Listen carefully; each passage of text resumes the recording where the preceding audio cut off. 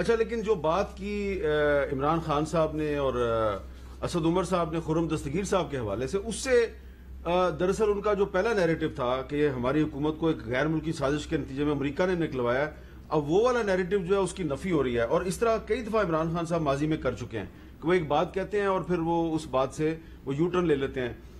جیسا کہ ابھی الیکشن میں دھاندلی کا ذکر ہو رہا تھا، تو 2013 کے الیکشن پہ بھی عمران خان صاحب کا بڑا اعتراض تھا کہ دھاندلی ہوئی ہے، اور انہوں نے الزام لگا دیا تھا کہ 35 پنکچر لگائے گئے ہیں۔ وہ جو معاملہ تھا اس نے پھر الٹیمیٹلی کیا رخ اختیار کیا، ذرا سنیں۔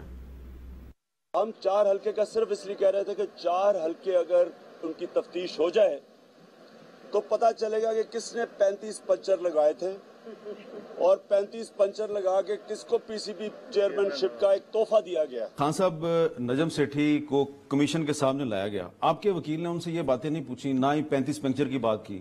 لوگ آپ سے یہ جاننا چاہ رہے ہیں کہ 35 پنچر کی بات کمیشن کے سامنے کیوں نہیں ہوئی؟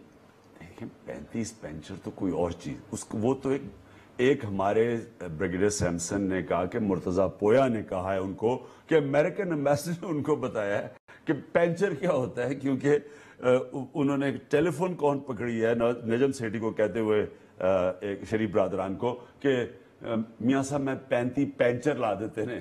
اچھا، تو وہ اس نے ہمیں بتایا، وہاں سے ٹویٹ ہو گئی۔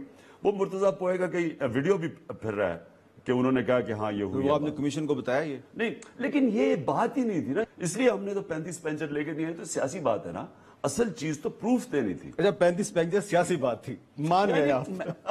سیاسی بات کا مطلب کہ ایک بریگیڈیئر سیمسن نے ہمیں بتایا، انہوں نے مرتضی پویا سے سنا، تو وہ ٹویٹ ہو گئی اور وہ 35 پنچر بن گیا۔ تو انہوں نے کسی سے سنا اور کسی نے کسی سے سنا، اور وہ بات جو ہے وہ ایک الزام کی صورت اختیار کر گئی۔ تو خرم صاحب، یہ جو عمران خان صاحب کا جو نیریٹو ہوتا ہے وہ خود اس کی تردید کرتے ہیں تو آپ کو ریلیف ملتا ہے، ادروائز آپ کی پارٹی جو ہے وہ ان کے نیریٹو کا مقابلہ کرنے میں کامیاب نہیں ہوتی۔ ہم نے تو مقابلہ 2 چیزوں سے کرنا نا، ایک تو آئین پاکستان کی عملداری سے، اور دوسرا اپنی محنت اور پرفارمنس سے۔ یہ 2 چیزیں ہیں جو ہم نے استعمال کرنی ہے۔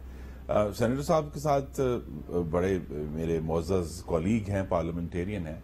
دیکھیے، اس سے براڈ بیسڈ گورنمنٹ تو آج کل پاکستان کی تاریخ میں نہیں آئی، جس میں 10 جماعتیں شامل ہیں، 4 صوبوں کی جماعتیں شامل ہیں۔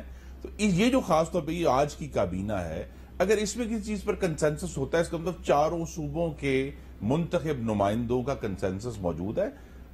بلا شبہ ہر قانون میں بہتری کی گنجائش موجود ہے۔ اگر سینیٹر صاحب مزید اس کے اوپر بہتری اور ریفائنمنٹ لانا چاہتے ہیں وہ ضرور لائیں، لیکن یہاں ایک ایسا کام دیکھیں، اگر آپ برا نام نہ، یہ سینیٹر صاحب جو ہیں، انہوں نے سینٹ کے رکن ہونے کے باوجود اسپیکر قومی اسمبلی کو خط لکھا کہ ایم این اے علی وزیر کا پروڈکشن آرڈر جاری کیا جائے۔ اسپیکر قومی اسمبلی نے پروڈکشن آرڈر جاری کر دیا، امپلیمنٹیشن نہیں ہو رہی۔ کون سی براڈ بیسڈ گورنمنٹ، کون سی اتھارٹی گورنمنٹ کی امپلیمنٹیشن ہی نہیں ہوتی؟